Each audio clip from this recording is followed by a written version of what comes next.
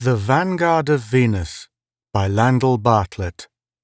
Performed by Paul Lawley-Jones.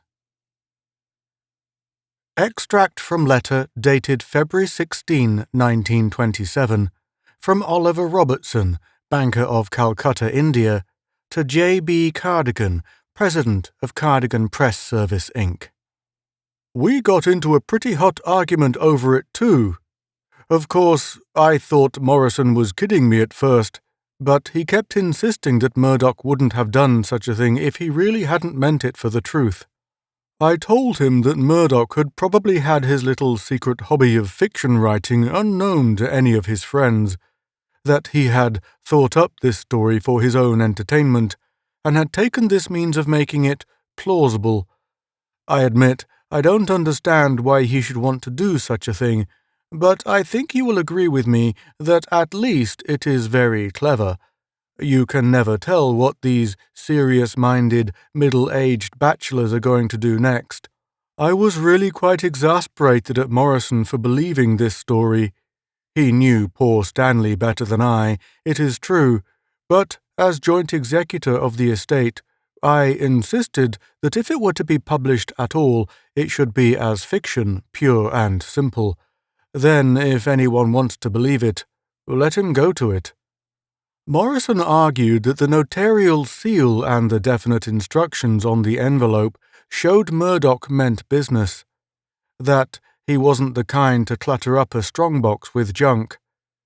He reminded me that Murdoch had chucked a fine position in the United States to come to India on a smaller salary and in a technically inferior rating, which was a fair indication of the truth of his story.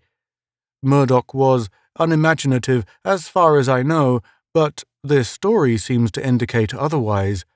He was a splendid chap, sober and industrious. He was the only one killed in that wreck of the Central of India at Kumta 10 days ago. Knowing you are in touch with publishers that can handle this sort of thing, I have taken the liberty of sending you Murdoch's document herewith, together with the envelope in which it was found. You will note that the instructions on the envelope indicate that it was to be opened only in the event of Murdoch's death by his executors, or by himself on June 21, 1931. If you can dispose of this material for profit, I certainly will appreciate it. Nota bene. Touched up a bit, it might make good reading. In fact, I think it is deucedly interesting as it stands. Let me know as soon as possible, old man, what you think of this and what disposition you want to make of it. I'll appreciate it very much if you can find a publisher, for it was Stanley's wish. Your old, hard-headed cousin, Oliver Robertson. Stanley Murdoch's document, enclosed with the above letter, printed just as he himself wrote it.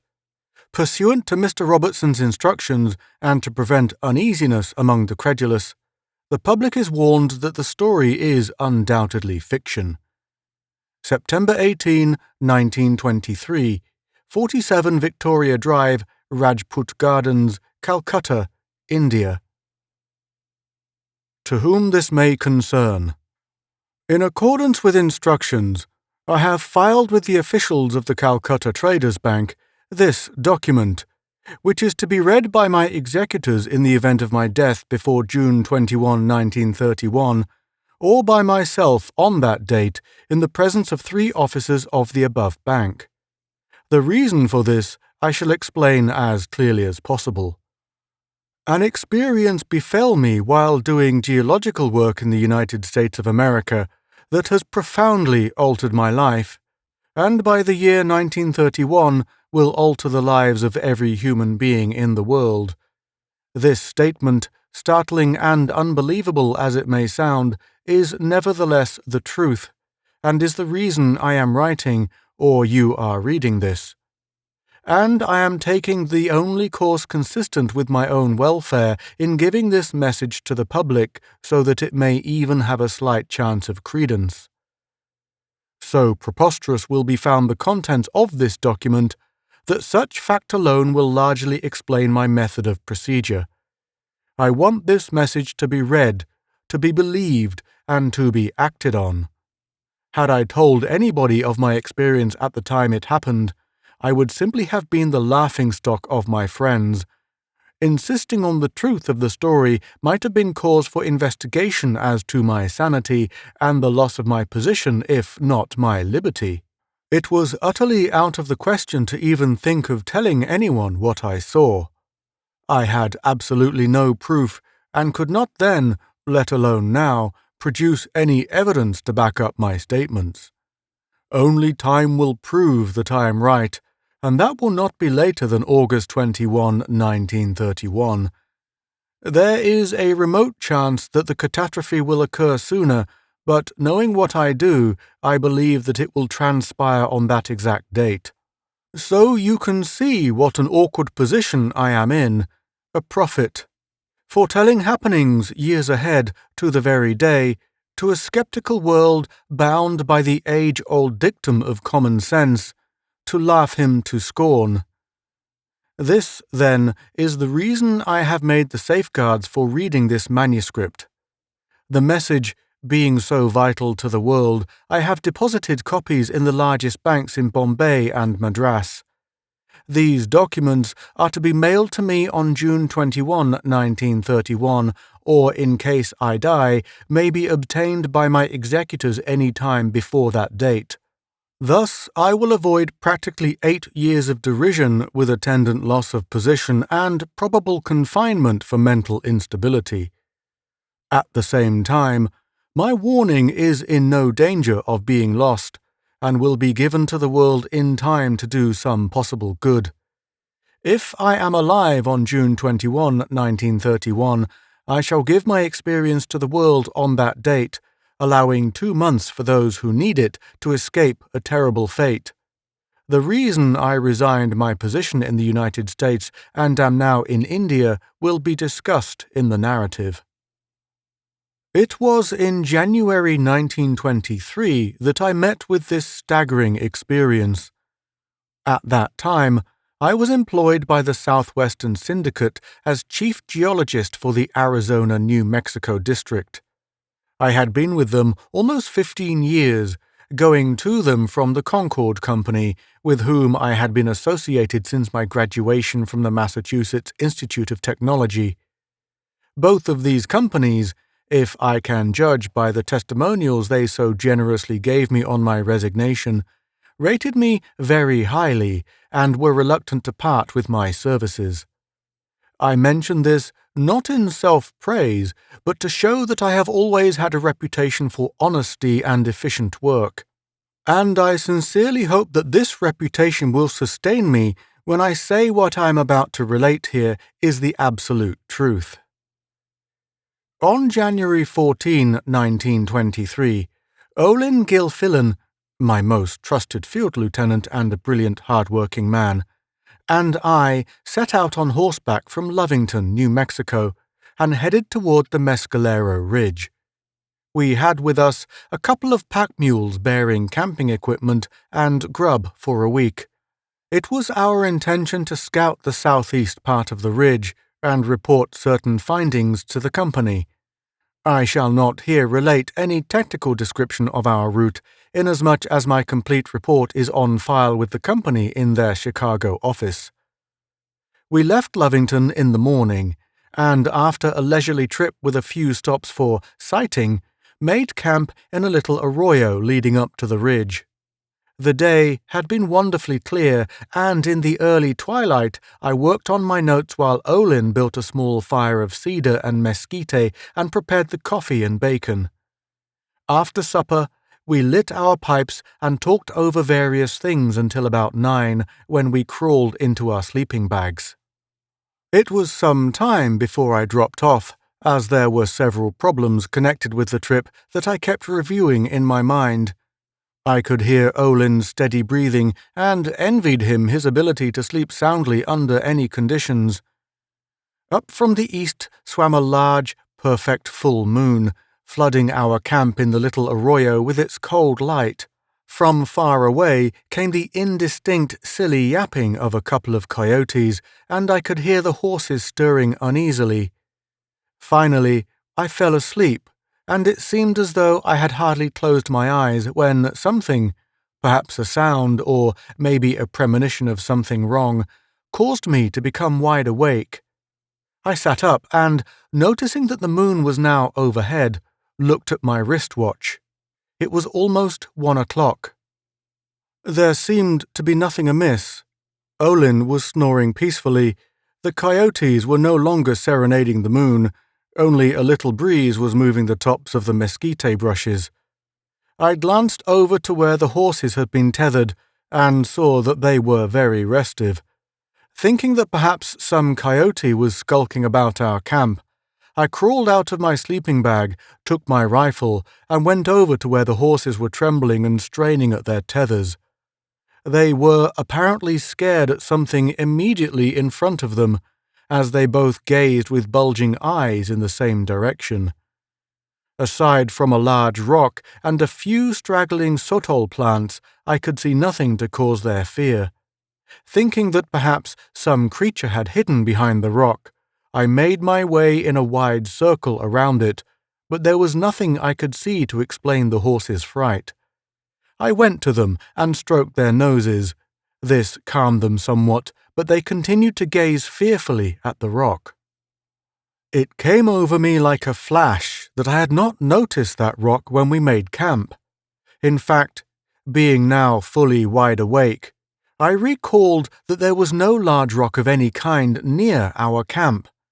I blinked my eyes and pinched myself to see if I was really awake. Could I have been mistaken about my first impression of our campsite, and have overlooked an object as large as that rock? My work has always called for keen observation, and it was absurd to think that if a fairly sizable boulder had been in sight, especially all by itself as this one was, I would have failed to note it. Yet there it was, gleaming dully in the moonlight, apparently firmly embedded in the ground. But it couldn't, I reasoned, have been there when we first arrived. Imagine two geologists failing to see a rock of that size. How in the world could it have gotten there? Was it placed there by someone during the night while we slept? And if so, why? But I had not noticed any footprints around it. It was obvious that it could not have rolled from anywhere. It had not been there 4 hours ago. It had not been carried. It had not rolled. In all my experiences in out-of-the-way, God-forsaken places, I have never known fear. I have been shot at by Mexicans, held up by thugs, even bitten by a rattlesnake, but nothing has ever made me afraid. Not even intense shell fire on the Western Front, where I had served the last month of the war as an infantry captain in the 8th Division, ever made me aware of danger. I was cited once by the French government for bravery, but I take no credit for that. It is simply my makeup. I have no nerves. But now, this inexplicable rock appearing from nowhere, the very obvious fear it instilled in the horses. My first impulse was to waken Olin and tell him of this startling phenomenon. The remote possibility that I might be mistaken and had for some reason failed to notice this rock due to my absorption in my note-making deterred me. How Olin would laugh at me if I roused him because of some foolish fancy about an innocent boulder that had been there all the time. He would never get done guying the life out of me, but I was positive that it had not been there when we made camp. I was debating whether to investigate the rock and prove once for all that there was no cause for alarm, or arouse Olin and get his opinion, when the rock was suddenly thrown back and I could see that it was only a hollow camouflage over a hole in the ground. Before I could cry out, I was seized from behind and strong hands had placed a gag in my mouth and a bandage over my eyes. I attempted to struggle, but my efforts were useless. It was as though my arms and legs were held in a powerful vice. Something sweetish, that may have been chloroform, was held over my nose, and before I lost consciousness, I heard the squeal of a horse and the pounding of his hooves as he broke from his tether and ran. There was no sound of any kind from my captors. I was dimly aware of being carried in powerful arms and laid upon some smooth surface that seemed to sink beneath me as darkness pressed upon me and I knew no more. How long it was before I regained consciousness, I do not know. I seemed to hear a sort of droning sound, like the faraway purr of an aeroplane motor. For a stupefied instant, I believed I was again in my sleeping bag, awakening from a bad dream. Then the recollection of the hollow rock and my silent capture by strong hands seizing me swiftly from behind, the thundering hoofs of the frightened horse, came over me with sickening vividness. Cautiously, I moved my arms and legs, and found that they were not bound. Neither was there a gag in my mouth or a bandage over my eyes. It was too dark to see anything of my surroundings, but I could feel that I was lying on a gently sloping, smooth, cold stone floor. I got unsteadily to my feet and carefully extended my hands above my head. Though I reached upward as far as I could touch nothing. I got down on my knees and groped around, crawling several feet in every direction, and encountered no obstacle of any kind, only the smooth, dry stone that was the floor of my strange prison. There was no way of telling the dimensions of the room or cave in which I had been deserted by my mysterious captors. Utter darkness enveloped me like a heavy blanket. After several minutes of futile crawling around, I realized that I must be in the middle of some tremendous room, and that it was a waste of time trying to find a wall or outlet. My captors evidently knew that this Stygian blackness would effectually bar my escape, even if there was a way out, and that was undoubtedly the reason I was unbound. Nothing I could do would help in any way, so I might just as well await developments calmly. I stretched myself full length on the stone floor and tried to puzzle out the reason for my terrible predicament. That I had been kidnapped by bandits and removed to some cavern to await the payment of ransom seemed the most plausible solution. I wondered if they had seized Olin Gilfillan also. If so, why were we not together? Thinking he might be somewhere nearby, I shouted his name aloud. Only the hollow, booming echo of my own voice, sounding with eerie mockery from round about, answered me. I listened intently. Silence. A great, brooding silence, intensified by the darkness, by the magnitude of the cavern, and by my own breathing. I no longer heard the droning sound that I had noticed when I first regained my senses, so it must either have been my imagination or the effects of the drug I had been forced to inhale. Undoubtedly, I was entirely alone in the darkness, and if I were being held for ransom, it would only be a question of time before my captors brought me something to eat and drink. Then there was the matter of the rock camouflage. The outlaws had probably hidden one of their number beneath it as a measure of precaution in case their plans miscarried. But what an elaborate precaution, when there were so many other, simpler, and equally effective methods of concealment. And they put it in a position where it would be bound to attract attention and investigation. Even putting it behind a sotol plant would be better than having it in the open. Could it have concealed the entrance to the cave I was now in? Then why hadn't Olin or I noticed the spot when we made camp? Perhaps the bandits had covered the place cleverly, using the false rock only as a screen for exit and entrance. That might explain the sinking sensation I noticed just before the drug put me to sleep. I was probably lowered into the ground at this point. I well knew that there were countless caves in this southeastern part of New Mexico. The mighty Carlsbad Cavern itself had a great number of branching chambers that have never been explored. What could be more perfect for the purpose of kidnapping for ransom than a well-concealed entrance to an unknown cavern in this rugged, little-travelled country?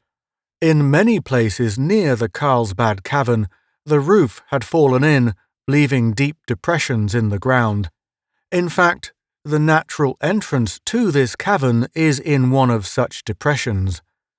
The more I thought this over, the more I became convinced that my captors had cunningly concealed a comparatively small entrance to their own private cave, and that we, unfortunately happening to camp close by, provided easy prey for their first attempt.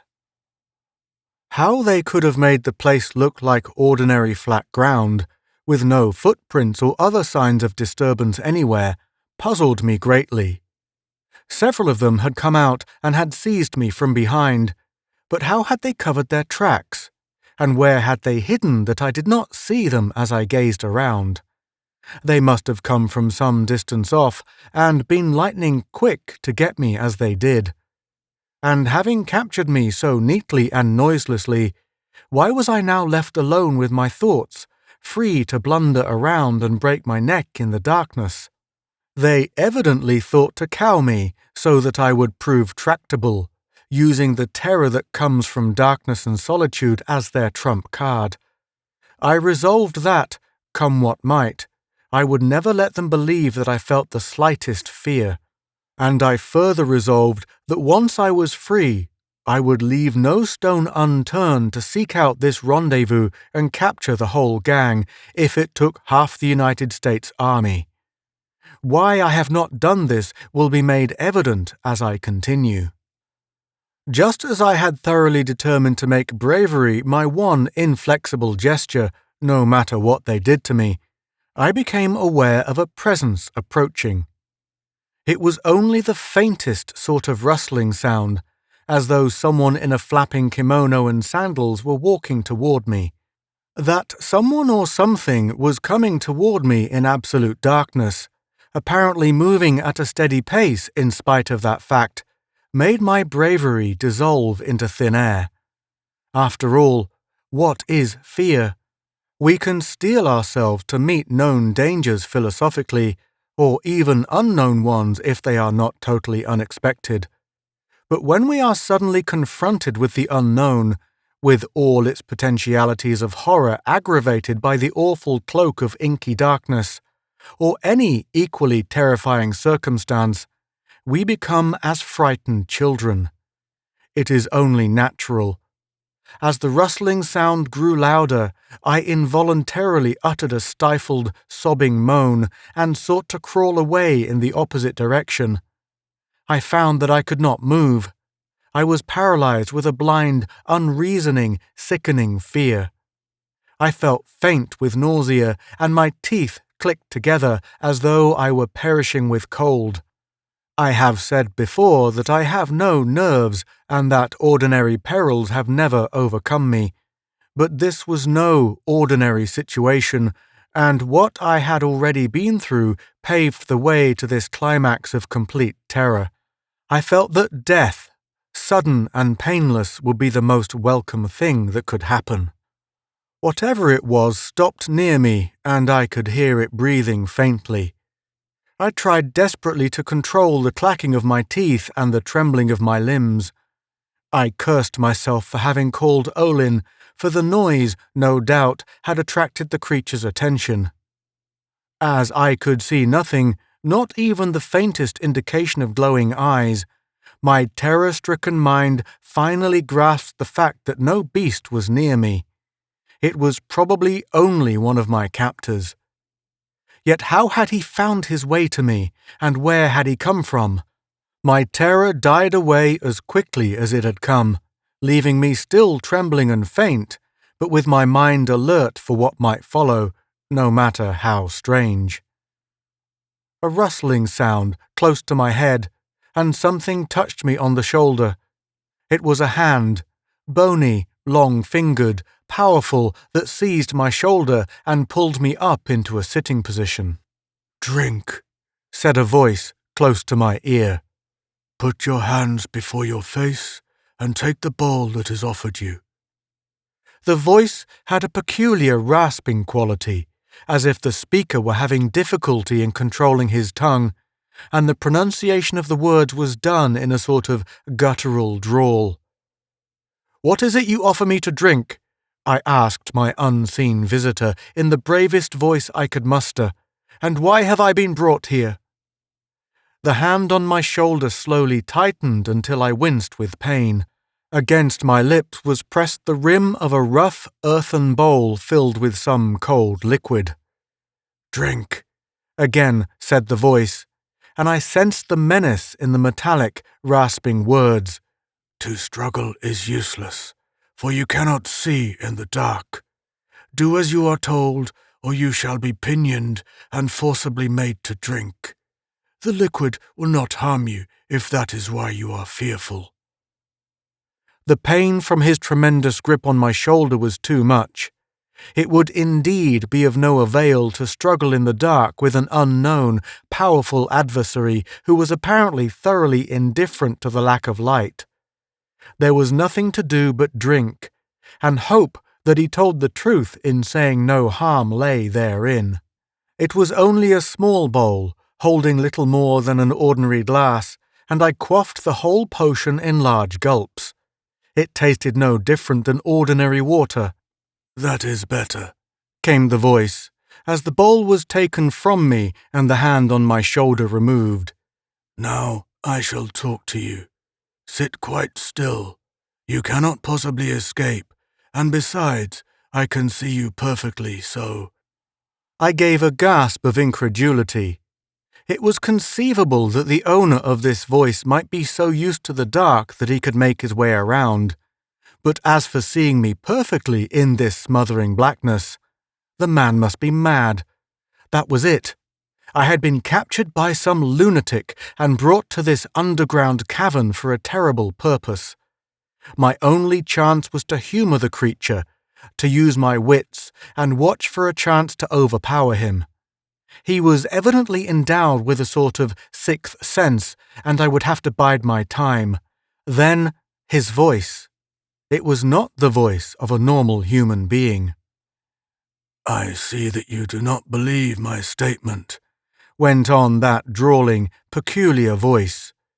"You think that it is not possible for anyone to see in the dark. You not only think I am lying, but you think I am crazy. When I get done talking to you, it will be surprising if you do not think yourself crazy instead. We know no difference between light and dark, such as you dwellers on the earth. Light is used by us only to intensify that which we already see. It is similar to what magnification would be to you. Light makes a reaction on certain nerves of ours, corresponding to your optic nerves, that simply intensifies the image. The stronger the light, the larger the image. As I look at you now, you are your normal size. We have lived and worked so long here that we are even more partial to dark than to light, although in our work we find it necessary—" "Just a minute," I broke in, realizing now that there was indeed a dangerous madman on my hands, and that only if I pretended to keep up a discussion on the topic which obsessed him could I hope to gain his good graces.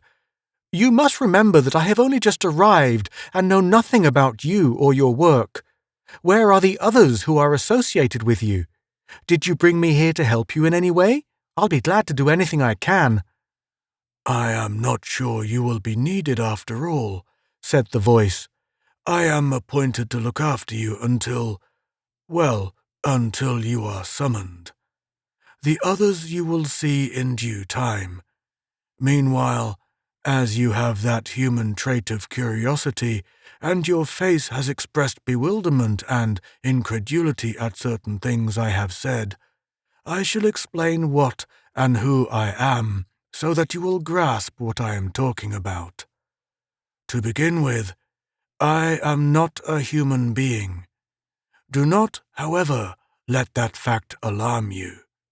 Because you cannot see me, and because I am talking to you in a language you can understand, You think I am utterly insane.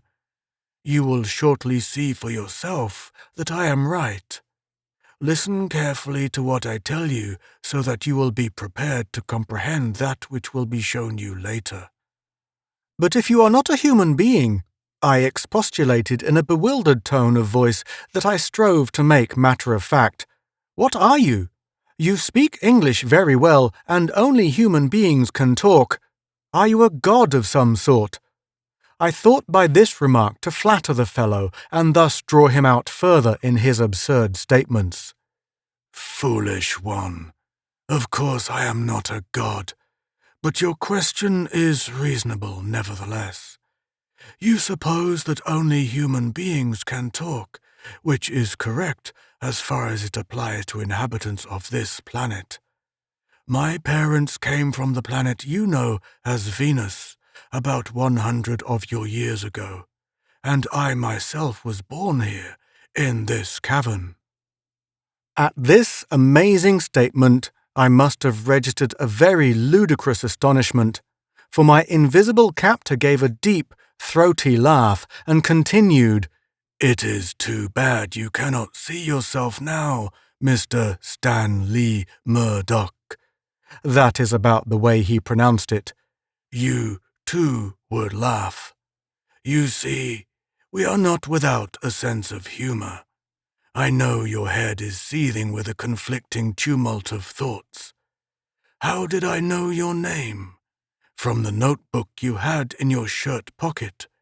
You would no doubt be interested in my name. It is Umlag Thana Ilnag, or Umlag for short. You may call me that.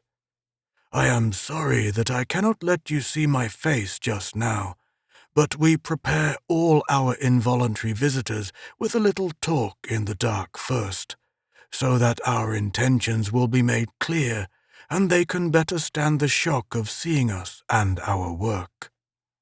"Do you mean to tell me that other people have been brought here too?" I shuddered at the thought. "What do you want with us, with me, and what becomes of us, involuntary visitors?" Again came the gurgling laugh. "Oh, we have a certain very definite purpose with you. We would not trouble to bring you here unless we could make good use of your services. We have only invited a very few visitors, but they are all people of much more than ordinary intelligence, such as yourself, and peculiarly fitted to aid us in our purpose." I realized fully my terrible position. Talking in the black darkness with a madman who claimed that his parents came from Venus, that others were associated with him in some sinister undertaking here in the cavern, and that several other people had also been made prisoners, for what unholy purposes I could not guess. The darkness and the strength of my unwelcome host were against me. In despair, I was now certain that my only hope was to draw him out in a little talk, and perhaps thereby gain information to help me escape, or, by pretending to be very eager to help him, to insinuate myself into his good graces and catch him unaware at a favourable moment. "You tell me," I said as casually as possible, "that your visitors are allowed to see your work, but that before that event you prepare them by a little explanatory lecture here in the dark to better withstand the shock. Would it be presumptuous of me to ask why it should be a shock to see you and your work?" "Not at all," came the voice of Umlag. "But before I do that, you should be enlightened further as to why you are here. In a way, you are our slave, in the sense, at least, that you will be compelled by us to spend the next few years underground. However, if you cooperate with us, as I believe you will be well treated and allowed to roam around as you please. If, after things have been fully explained to you, you do not prove agreeable and refuse to help, I can only say that you will very soon change your mind. Now, if you will be kind enough not to interrupt me, I shall give you a little discourse that you will probably not believe. No matter. You have all, being Earth creatures, been most skeptical about what is, to your way of thinking, impossible. But at least try to follow me, and when you do see us at work, you will be less apt to think it is all a dream or that you have lost your reason. As I said before, we are from the planet you call Venus. For many hundreds of years past, we have been in a high state of civilization, one as far superior to yours as yours is to that of the crudest caveman. We have developed certain scientific instruments and discovered forces that enable us to do things scarcely dreamed of by your scientists. Some of these things you will be shown in due time. It is well that we have made the wonderful advance that we have, for it has given us the secret of interplanetary flight, and in time to relieve the pressure of our population. Fortunately, your Earth is only a little larger than ours, some 10%, and though almost half again as far away from the Sun, your atmosphere is even better suited to us than our own. It is cooler and more stimulating. We were energetic enough as it was, but here on your Earth we are paragons of energy. After we have conquered you and eventually exterminated you, as all your own superior tribes have done to your own inferior ones, we shall be the absolute masters of the 2 planets. With what we already know, plus things we shall find out as we begin to expand, I know that our population problem will not bother us again for untold centuries. After we have consolidated our position here, we intend to make an expedition to the ruddy planet you call Mars. We do not intend to settle, as conditions are not at all favorable for prolonged life there for us. But we do intend to see that the Martian civilization is broken and we ourselves secure from their menace. Though we cannot live comfortably on their planet, they can on yours, so it is wise to crush them as soon as possible, for they have a rather advanced civilization and might outdo us later. As for the larger planets known to you, such as Saturn, Neptune, and Uranus, and our smaller neighbor Mercury, they may be disregarded, some being populated by crude, insect-like creatures, and others having only a low form of vegetation. Besides, their mass alone would prohibit our survival, even as it would yours. Though I weigh several pounds more here on your Earth than I would on Venus, its only effect is to give us a corresponding feeling of well-being. Those who have come here direct, as my parents, say it is like a man underweight getting his full quota of flesh. He feels stronger, and he is stronger. The creature paused, and I could hear his garments rustling. In spite of the fact that I still thought I was dealing with a lunatic, I felt but little fear. Though the strange, throaty quality of his voice gave the words an accent rather difficult to understand at times, his choice of English was excellent and stamped him as a man with a splendid education. Perhaps he was some professor of astronomy who had become insane from overstudy and was living his life underground, clever enough to wrest a living by going at times to the outside world and obtaining food somehow.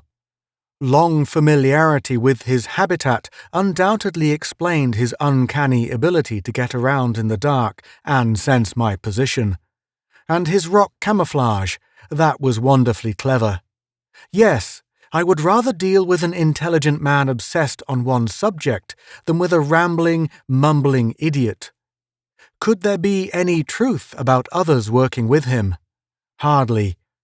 Later, he would probably point out an imaginary series of tunnels and whatnot, firmly believing everything was there. If I was diplomatic enough, I might get him to show me the entrance through which he had brought me, and then make a break for freedom. My face must have betrayed my growing interest and lack of fear, for Umlag's next remark indicated as much. "What do you say now, Stanley?" he asked me, his garments still rustling like strips of dry, hard leather rubbing against each other. "Have I told you enough to make you realize how very much you are in my power, and to make you wish to see things I have mentioned? Or do you wish to ask questions about things I have overlooked? Our field general has communicated with me, wanting to know if you are sufficiently enlightened. If you care to proceed now, I shall give the signal, and we may advance. But if you are still afraid for your safety, further parley is your privilege." My mind was made up. Under the circumstances, there was only one thing I could do: go with the fellow and find out once for all whether he was a lunatic or not. I could only hope I would not be hurled into some pit in the darkness. "Sure, Umlag," I said, striving to seem very enthusiastic. "Bring on your big show. Tell your general I am ready and that my services are at his disposal. I think I can stand about any shock now." "You stood the darkness test better than most," remarked Umlag dryly. "Usually, we must speak long before we get near enough to touch. The fluid you drank was water with a mild drug to make your mind more active. Since you are ready, I will give the signal." Again, his garments rustled. About a minute passed, but nothing happened to break the impenetrable darkness or my keyed-up sense of suspense. "The field general says to bring you in. Stand up, Stan Lee," Umlag ordered, at the same time grasping my right elbow with his lean, powerful fingers. As soon as I was on my feet, he faced me halfway around and gave me a little shove.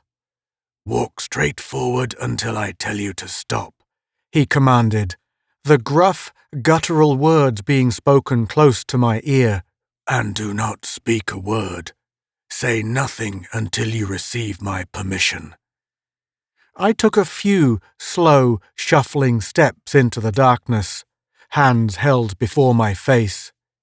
"Walk naturally," Umlag whispered, and there was nothing to do but obey.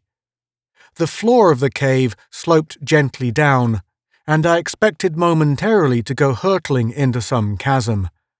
I was wholly at the mercy of this strange being and tried to steel myself for whatever might happen. I imagine that walking the plank would be a similar sensation, the only difference being the certainty of destruction.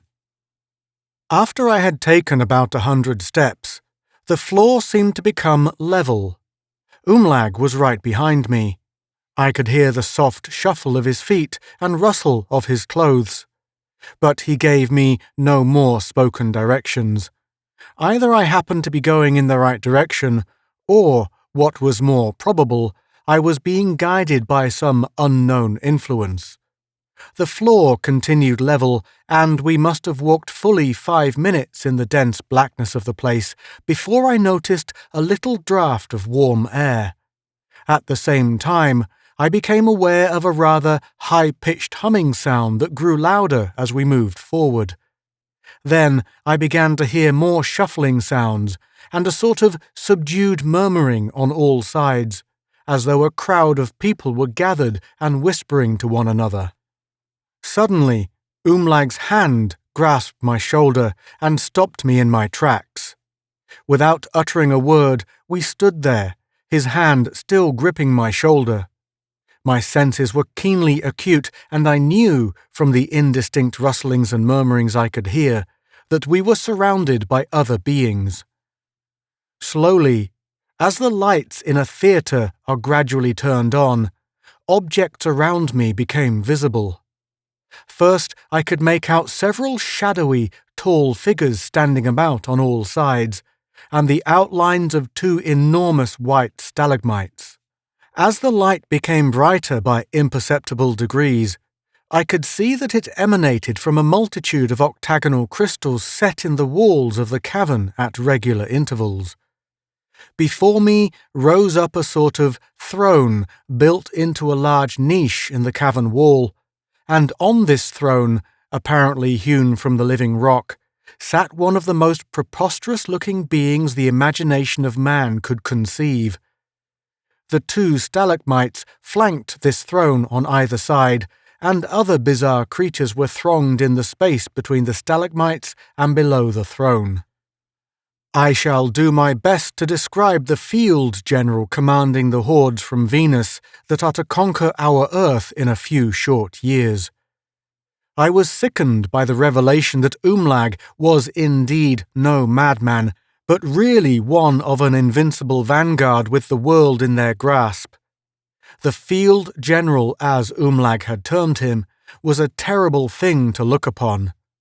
A tall figure, well over 7 feet, with unbelievably long, skinny arms and legs, a torso like a pouter pigeon, and above it, set on a short, thick neck, a head shaped like an ostrich egg. The head was entirely bald, covered with skin like parchment, and of a most revolting ochre-yellow colour. The ears tapered almost to a point.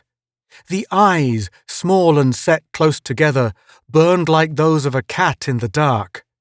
The nose was very wide and flat, almost pig-like, and the mouth, thick-lipped and exceedingly wide, was doubly hideous due to the total absence of chin. In conversation later, he revealed his teeth, the front 4 evidently filed to a point and the rest flat, all of a dark grey colour. He was clothed in some sort of tight-fitting dull green garment which, together with a bright red jacket or vest over his huge round chest, gave him the appearance of a grotesque turnip. On his long, tapering feet he wore flat sandals held in place by thongs laced through the ends of his doublet, if I may call it that. His fingers were all long and of equal length, and he kept toying with some object resting in his lap. It looked like a bassoon without the mouthpiece. The lights had now reached their maximum, giving the huge room the effect of being flooded by intensely bright moonlight. Behind me, and on all sides, stood scores of these creatures, similar in appearance to the field general on the throne, except that they wore dull green jackets instead of brick red. They stood motionless, regarding me stolidly with their smouldering, beady eyes.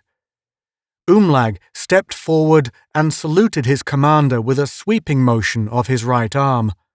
He said something in a strange, guttural tongue, and the field general evidently plied him with questions about me, for they kept up a long conversation, often glancing my way.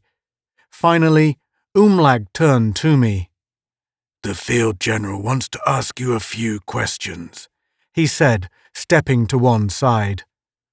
The field general regarded me intently for several moments. I quailed under the inspection of those calculating, cat-like, inhuman eyes of his. The only difference between him and what might be imagined in a nightmare was that he was the real thing, actual and horrible to look upon. With his loose, ochre lips exposing the sharp front teeth at every word, he spoke in a pronounced guttural accent, his English quite limited and hard to understand. "You work rock work?" he asked with difficulty. "Yes, sir," I replied, my heart pounding against my ribs for all I could do to calm myself. "I'm a geologist." A short interjection by Umlag evidently explained to the field general what a geologist was. "You know, then, what is radium?" "Yes." "You know what is bismuth?" "Yes." "You know any in between?" "What do you mean by that, sir?" I inquired. The field general spoke a few rapid words to Umlag, who said to me, "He means, do you know of any element of atomic weight between bismuth and radium? You know, of course, they are roughly 208 and 225, using 16 for oxygen as the standard. And I promise you, on my word, that if you can place any element in that gap, you will be well rewarded for the information." "There has been none discovered that I know of," I replied. "That is all," said the field general curtly, adding something in his own tongue to Umlag. Again came the high-pitched humming sound, and the lights dimmed perceptibly. The creatures round about, who had regarded me stolidly during my short conversation with the field general, now broke up into little groups of 4 or 5 and walked off in different directions. From this large room, which was the executive chamber of the field general, branched 4 tunnels, about 20 feet in height and the same in width, lighted at intervals of some 100 feet by octagonal globes set in niches in the solid rock and projecting out at an angle of 45 degrees. Down one of these tunnels Umlag now bade me walk, himself striding along beside me like some over-fantastic figure in a parade of mummers. We had only gone a short distance from where the tunnel branched from the executive chamber when I noticed that on both sides appeared, at regular intervals, large curtains or hangings of material resembling the jackets these people wore, both in colour and material. "These hangings," said Umlag, in the same way a guide would point out and explain objects of interest to a tourist, "conceal doors to our apartment houses. Our mode of life is practically the same as yours. We breathe, we take food through our mouth, we require shelter, we mate, we are gregarious. The apartments proper I am not permitted to show you, but this I can say. They are hewn from the solid rock, as are all these tunnels, by our own machine brought from Venus.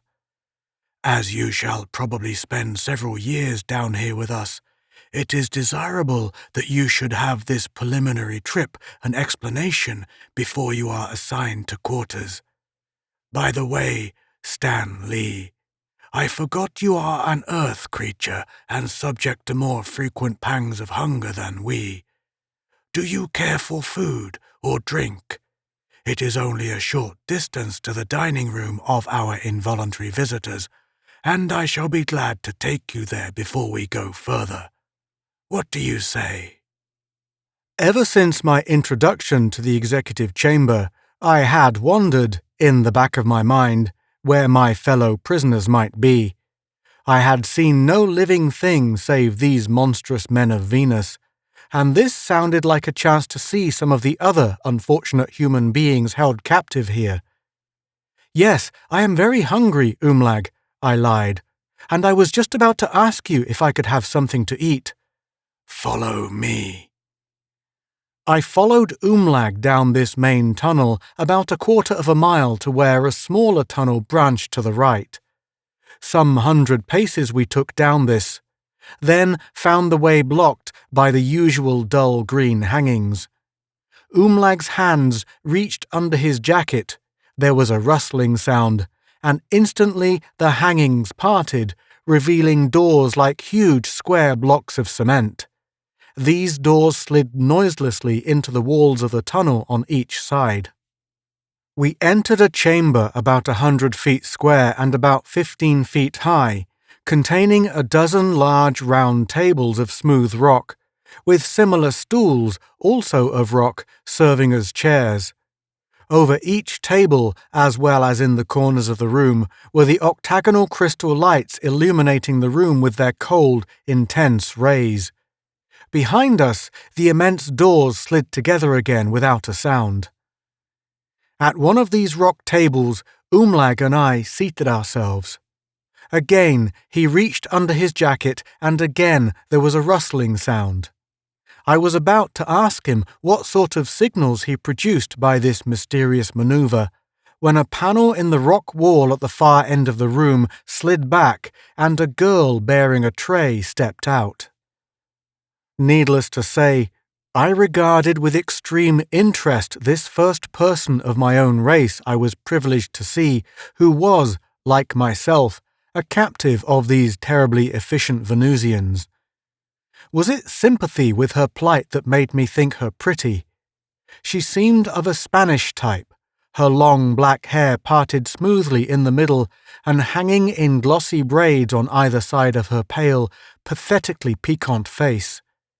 She was clad in a dress made of the universal material used by these people, reaching almost to her ankles. Though she was small, the garment gave her a look of height and dignity. She moved gracefully to our table and without a word placed before us the dishes on her tray. As she leaned over, she glanced at me with such a hopeless look in her large brown eyes that I was stabbed to the heart. Before she turned away, I saw a tear rolling down her cheek. She brushed at it with a slender little hand as she retired with the empty tray through the rock panel, which closed silently behind her. "That," said Umlag, arranging the dishes before me, "is one of our most valuable guests.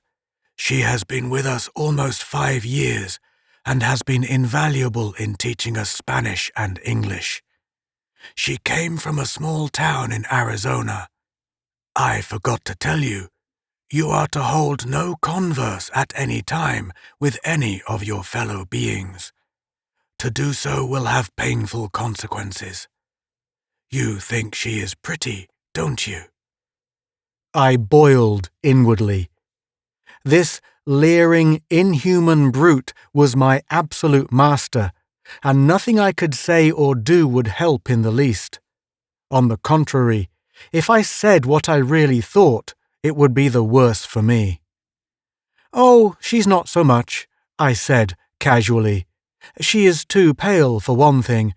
Tell me, Umlag, what is this dinner you have ordered me? How do you grow anything fit to eat down here? What is this soup made of?" Before me, in hollow stone dishes, was a repast of hot soup, vegetables, and bread. The only utensil was a large spoon made of some sort of fibre. "While you eat," said Umlag, stretching his long legs and adjusting his jacket, "I shall endeavour to explain things to you. Before I can answer your questions, it is necessary to trace out certain other things. Take your soup and tell me what you think of it." I did so, finding it very delicious, rather like mock turtle. I told him it was very palatable. "I am glad you like it. It is a combination of crushed yucca roots and prairie dog bones, prepared according to our own formula." I made a wry face and laid the spoon down. "Ah, I see your imagination tells you the soup is not so good." Umlag grinned horribly, his yellow lips baring his sharp teeth. "Strange how you creatures allow your imagination to dictate your likes and dislikes. If I had not told you the ingredients of that soup, you would have enjoyed it thoroughly. Now, having told you, you find it disagreeable, though you just finished saying it was good. You might as well learn to like it, for you will have it every day. The vegetables are, but I must begin at the beginning. Not such bad bread, is it? To begin with, we are, as I told you before, from Venus. Our scientists have spent centuries in perfecting a machine for interplanetary flight. We have long had the necessary power. The problem was to determine the relative positions of the 2 planets, the pull of gravity of the Sun, Venus, and your Earth, the time necessary to make the flight, the provisioning and ventilating of the projectile, the perfecting of a device to detect and repel meteorites, and countless other problems, all vitally important. The data for all this was handed down from generation to generation, and finally everything had been thought of. No doubt you have been curious to know why the field general interrogated you about bismuth and radium. He has had too much to do supervising things here, so has only a smattering of your languages. But that question he felt he should ask you personally. The reason is, we have an element about halfway in the atomic scale between bismuth and radium, which gives us unlimited power by the breaking up of its atoms.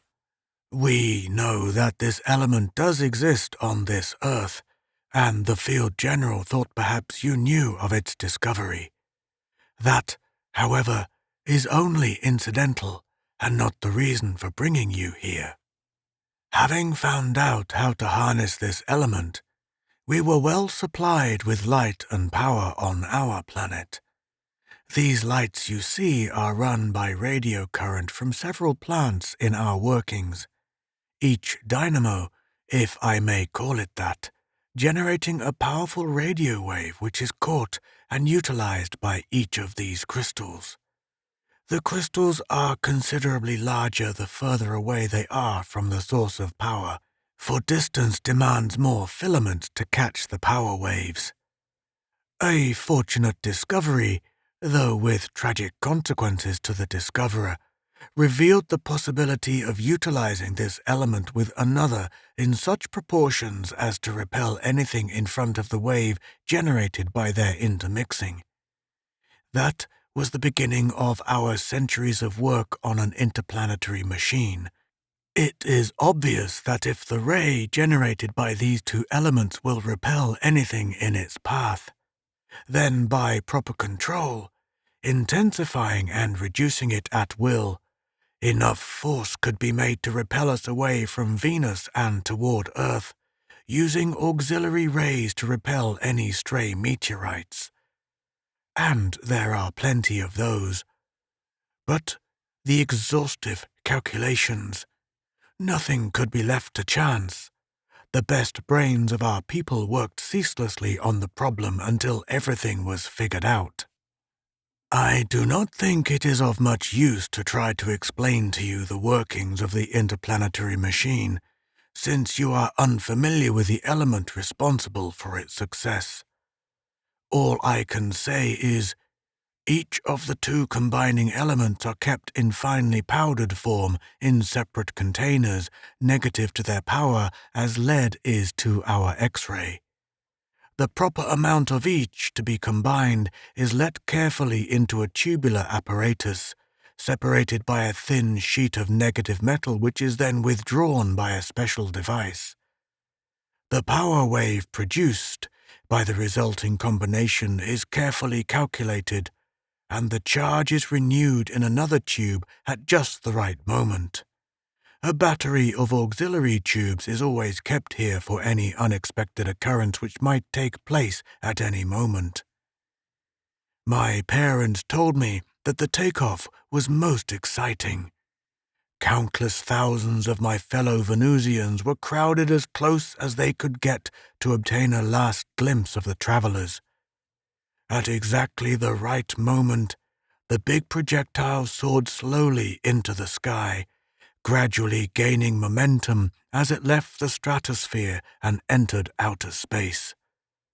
Faster and faster it went, with its meteorite detector busily at work spotting and repelling these menaces, and its tubes taking larger and larger quantities of the precious elements.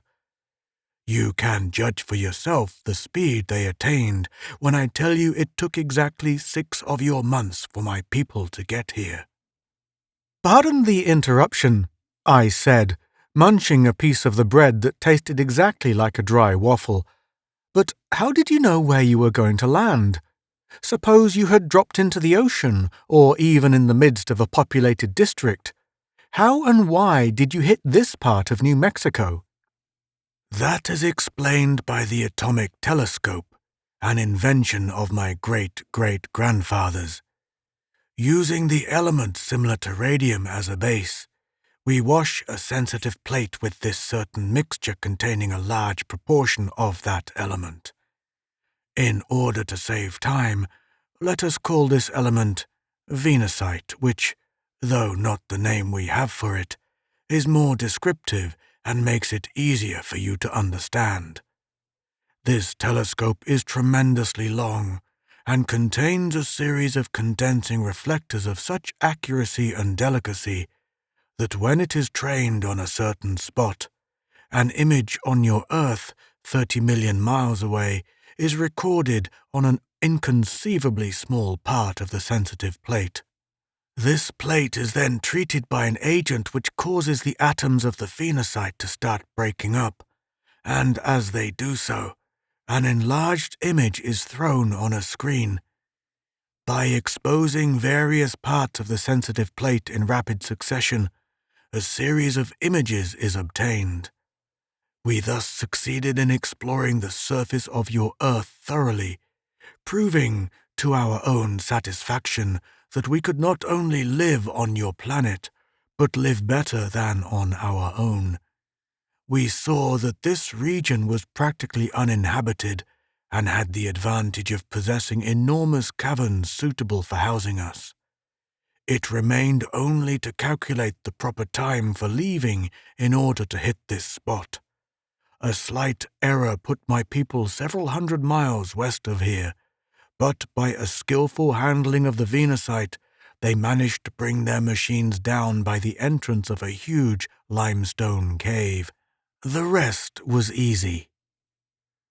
During the latter part of this conversation, I noticed that Umlag reached under his jacket several times and made the funny rustling sounds I had heard before.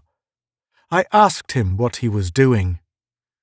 "Oh, yes, our portable wireless, by means of which we can communicate with anyone else in the workings."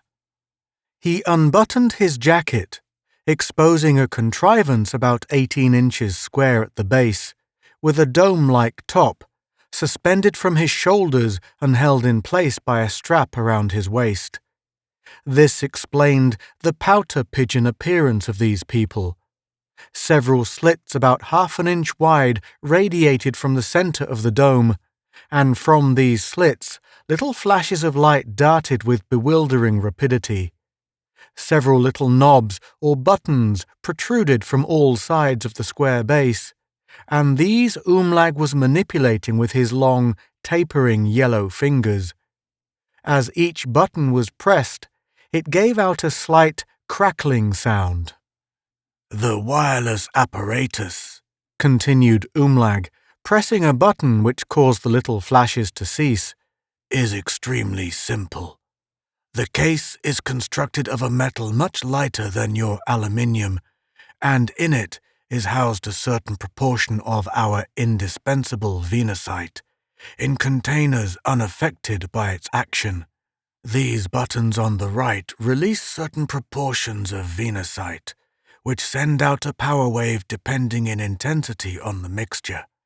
Other buttons cut off the wave, so that messages can readily be sent in code.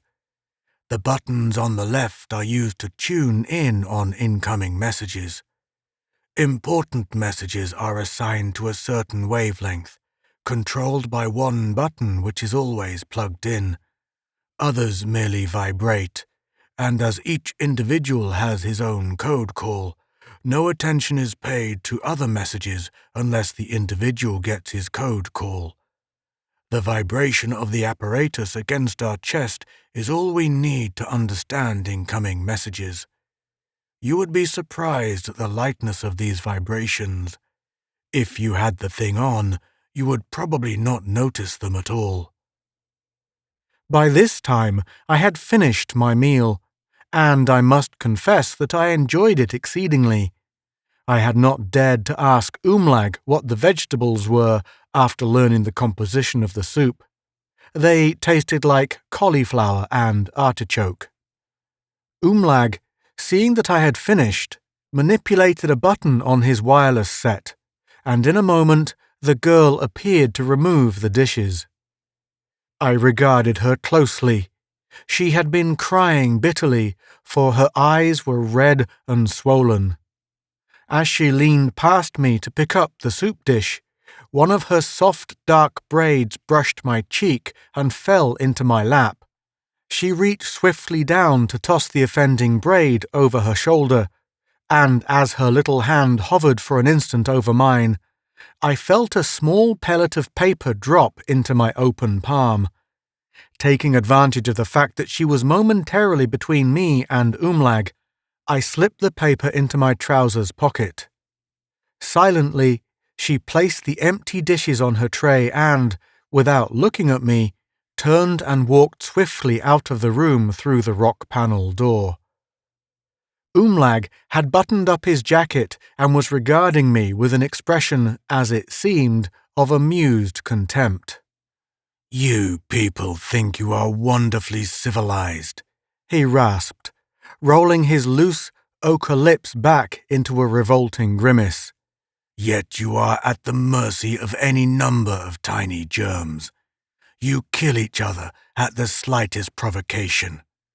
What forces you know about, you do not yet know how to handle adequately. What wonderful, dumb slaves you will make for us." He leaned forward, his cold, glittering, pupilless eyes close to mine. "August 21, 1931. Remember that date. Our system of underground tunnels will then be perfected, our power bases established, the charges of Venusite in place and ready to be set off. Under each of your largest cities even now, work is being carried on. On that date, the Venusite under these cities will send its destructive wave rolling upward, and the centers of the cities will be ground into dust. In the midst of this confusion, our lieutenant will emerge and assume command. Anyone resisting will be instantly destroyed by Venusite guns. Nothing in the world can withstand us, and the way will be paved for our complete mastery of your Earth. Slaves you will be, among other things, preparing for us a certain alloy of metals common here, scarce on Venus. In a little while we shall have sent enough of this back to Venus to bring thousands here. It is only a matter of time before your race will be entirely supplanted by ours. It is the law of nature." He stopped and looked at me with an expression of fiendish, smug self-satisfaction. His horrible words made me quail inwardly, but I determined to show a disinterested calmness, a scientific detachment suitable to one in my profession. "If you are so smart and powerful," I said boldly, "why did you find it necessary to live all these years underground? Why didn't you simply stay on the surface and sweep all opposition before you without bothering about these tunnels and charges you mention? I'm rather inclined to think it is all a big bluff and your Venusite not what it is cracked up to be. You've proved it is powerful all right, but there wouldn't be enough of it to do all the things you say. You couldn't possibly make such a series of tunnels in such a few years." I paused for breath. Umlag was busy manipulating his wireless contraption. He grinned at me sardonically. "Show me," I continued vehemently. "There is one thing we humans pride ourselves on, and that is our sense of logic. It isn't logical that you could do all these things. You are here, fighting for a toehold on our planet, afraid to come out in the open and fight. Why? Because you have just barely managed to get here and now find yourselves isolated with no means of retreat and unable to advance. You are—" I stopped, caught by the malevolent expression in Umlag's eyes. He had ceased to handle his wireless, and his devilish grin had changed to a look of cold hatred. He leaned forward, and for a moment I feared it was his intention to throttle me. I realized that I had gone too far with my bold talk. but just as I was steeling myself for the feel of his terrible fingers around my throat, his ochre lips revealed his pointed teeth, and he threw back his head with a guttural laugh. Your sense of logic. It is well that the humor of your remarks struck me, for I might otherwise have choked you into insensibility. His fingers drummed lightly on the table as he continued. Let me warn you, my friend, never again to talk that way to me or any other of us. We lose our tempers easily, especially when a slave addresses his master as you have done. But you are new here, and I shall overlook it this time. A fine sense of logic you must have, seeing what you have, knowing what you do, to think that we would be at the end of our rope. Do you think that for an instant that we would come here, and then be unable to return to Venus or defend ourselves? Why, we have sufficient Venusite to do our work here for 20 years more, destroy any feeble resistance you might offer, and send the projectile back to Venus with the alloy needed to construct hundreds more. What a fool you are, you poor Earth creature! And among your fellows you are accounted wise. I was too elated that his change of mood had saved me from the consequences of my foolish remarks to feel any resentment at his description of my mental prowess. I grinned a sickly grin and said nothing. Umlag rose to his feet. Come, he said shortly, we have wasted enough time. I had intended to take you elsewhere first, but now I shall give you a glimpse of our space projectile. There is also another thing I wish to demonstrate to you, after which you will be assigned to quarters. Your duties will be explained later. Again, the doors slid back, and we were once more in the large hallway. We proceeded down this perhaps a half-mile, passing many of the Venusians hurrying back and forth, emerging from and disappearing behind the hangings on each side. They all regarded me curiously, but without hostility. I was surprised at the lack of conversation. Many had their wireless sets crackling, but none spoke to each other or to Umlag. I surmised that this hallway was the main residence section, and that the creatures we passed were temporarily off duty. We stopped before a large curtain covering an enormous section of the left wall. Umlag gave a short signal with his wireless, the curtain parted, the usual stone doors slid silently open, and we entered a tremendous, brilliantly lighted room. In fact, this room was so much more brightly illuminated than the hallway that it took me several seconds to adjust my eyes to the glare. As I stood there blinking, Umlag spoke a few long words to a huge Venusian who, I noticed, held in each hand a long cylindrical object like that which the field general had been toying with. As I grew accustomed to the unusual brilliance, I took in the details of this astounding cavernous chamber. It must have been at least 500 feet across, perfectly circular, and evidently hewn from a natural cave, for hundreds of feet above me gleamed the points of scores of large stalactites. Around the sides of the room, placed at intervals of about 10 feet, were round objects about the size of basketballs. In the exact center of this mammoth cavern rested a huge octagonal contraption with a rounded top that I knew must be the interplanetary projectile itself. Umlag tapped me on the shoulder. Stan Lee, he said, grinning horribly. You are now privileged to inspect the masterpiece of our civilization, the space flyer in which we came from Venus to your Earth. Much of what I will show you will baffle your intelligence, but it will give you an idea of how powerful we are. The machine serves now as our central power plant. See those tubes projecting from the sides? Half of them are supplying power to those round transformers you see, which in turn transmit the invisible energy to the lights in the various rooms and hallways nearby. Other power stations are scattered through the workings, supplying the laborers with the light which increases their efficiency and the power to drill the tunnels. You would be surprised at the number of your big cities which are already undermined and ready for the day in which we strike. I told you when that would be. August 21, 1931. On that day, our kinsmen on Venus will carefully observe your Earth and will witness the well-timed explosions. They will see us emerge. They will see, but enough of that. Come, I will show you the inside of the machine. As we approached this huge contrivance, I marveled at the smoothness and symmetry of its surface.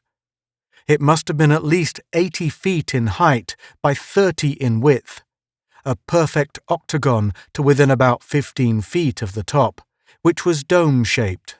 It was constructed of something that looked like highly polished gunmetal. At regular intervals from the sides projected short tubes arranged in clusters of 8, which Umlag had said were the power tubes. These, however, were the only visible break in the shining surface of the machine. I wondered how we were to enter the thing. That question was soon answered. The big Venusian who had admitted us to the room, and who apparently was the sole guardian of this valuable chamber with its vital apparatus, stepped ahead of us and pointed one of the round objects he carried at the side of the flyer. Instantly, 2 doors flew out, making an opening about 4 feet wide and 6 feet high into the projectile.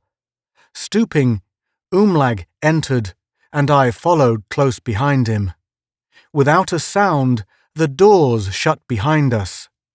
At last, I was actually inside the wonderful space flyer that had brought this vanguard of horrible, superintelligent beings to conquer our helpless Earth. With hardly controlled excitement and curiosity, I gazed around. We were standing in a brilliantly lighted octagonal chamber some 25 feet across, with a metallic ceiling about 12 feet from the floor. In the center of this ceiling was a circular opening about 6 feet in diameter, through which extended a round, perpendicular shaft like the slide pole in a fire station. On each side, opposite the walls of the chamber, were tall metal devices, for all the world like elongated hourglasses extending from floor to ceiling. On the neck of each was an intricate series of valves and pipes, and from the base of each hourglass, innumerable small tubes led to the walls. Although I couldn't hear a sound, I seemed to be conscious of a sort of vibration that made me sense the powerful forces that were at work. At the base of the pole in the center was a round platform which, as I looked, slid noiselessly out of sight up the pole, descending in a few seconds with a couple of Venusians. These, after a curious glance at me, busied themselves inspecting the machinery, reading dials, and moving various handles on the different valves. Umlag had been watching me with smug satisfaction, evidently deriving much amusement from my open-mouthed expression of amazement. Yes, I thought you would be entertained by this little visit, he chuckled. Gaze upon the highest development of our genius. Simply by making a change in the amount of Venusite introduced into what you might call the condensing tubes, the power generated is controlled. You already know the power of Venusite when you realize that it brought us from our planet to yours. You can imagine, then, what very minute quantities are needed to supply power.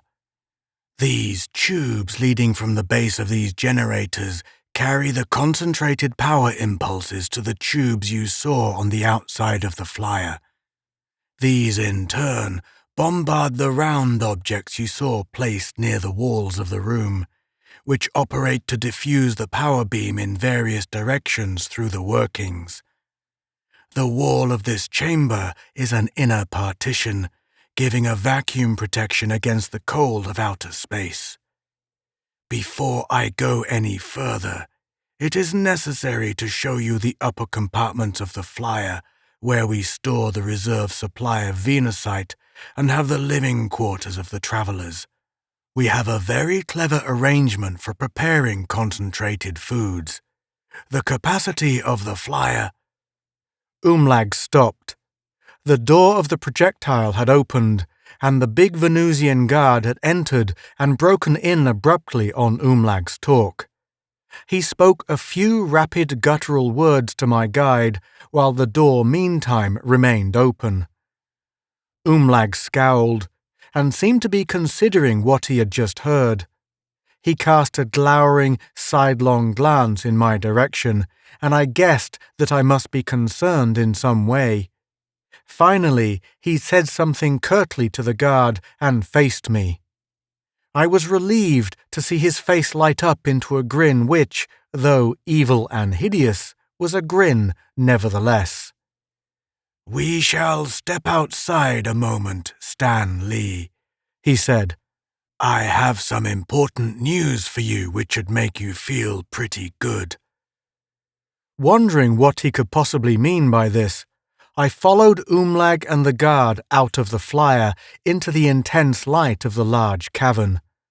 As soon as the doors had swung shut behind us, Umlag spoke. "The Field General has commanded that you be released." I gasped with amazement. Surely there must be some mistake. Released, knowing what I did about their plans, free to take steps to stamp out this menace, to... "Stan Lee, I see you are incredulous. Nevertheless, you are to be released immediately." Umlag came closer, leering into my face. "The Field General has a sense of humor, just as we all have. It is really our one weakness. He feels your presence here is undesirable, and your services are not needed after all. That leaves two alternatives: either kill you or let you go. He has decided on the latter. Myself, I am sorry, for I have taken a liking to you." I was stunned. Like a fool, I blurted out, But, you have shown me, how do you dare—" "I know what you think," Umlag spoke suavely, mockingly. "You think that, once free, you will spread the alarm to your fellows. How ridiculous! In the first place, no one would believe you. You would be considered mad. In the second place, you humans could do nothing to hinder us if you wished. We have the power of Venusite. I need say no more. It is one of the best jokes I ever heard. You alone of the Earth inhabitants will know of our existence, and your knowledge will be useless. You can do nothing, absolutely nothing. Your friends will discover you wandering. A word of this to anyone, well, your mind has been wandering too." I was sickened by his fiendish, throaty laughter as he derided me, mocked me with this terrible truth. Suddenly, his manner changed. The leer on his face was replaced by an ugly snarl of determination. He uttered a few words in his own language, and I felt myself seized from behind. Umlag's ochre face came close to mine. "Goodbye, Earth creature. You go out the way you came." Again, I felt myself blindfolded and gagged, rapidly losing consciousness under the influence of the sweetish drug. The rest can be told in a few words. I regained consciousness not far from the campsite. The sun was high in the heavens. I staggered to where I had seen the rock camouflage. It was not there. Absolutely no sign of any disturbance. Nothing but ordinary flat ground. Something made me think of the note I had received from the dark-haired girl. I found it where I had stuffed it in my pocket. In a hasty scrawl she had written, in charcoal, now scarcely legible, "India is safe." The sun was setting when Olin appeared with a posse in search of me. I trumped up an explanation of how I had been restless, had gone for a ride in the moonlight, had been thrown from the horse. What else could I do? It was as Umlag had said. Now, in India, I write these lines. The girl must have thought I had a chance to get free. My friends! For God's sake, do not regard me as a second Jack Pansay with his phantom rickshaw. This reference is to one of Rudyard Kipling's early stories called The Phantom Rickshaw. Olin knows I disappeared, and I know what happened. If I am not spared to read this document myself, for the sake of those who will believe, give it circulation. How wise was Shakespeare when he had Hamlet say, "There are more things in heaven and earth." I can say no more. You have been listening to The Vanguard of Venus by Landell Bartlett, performed by Paul Lawley Jones.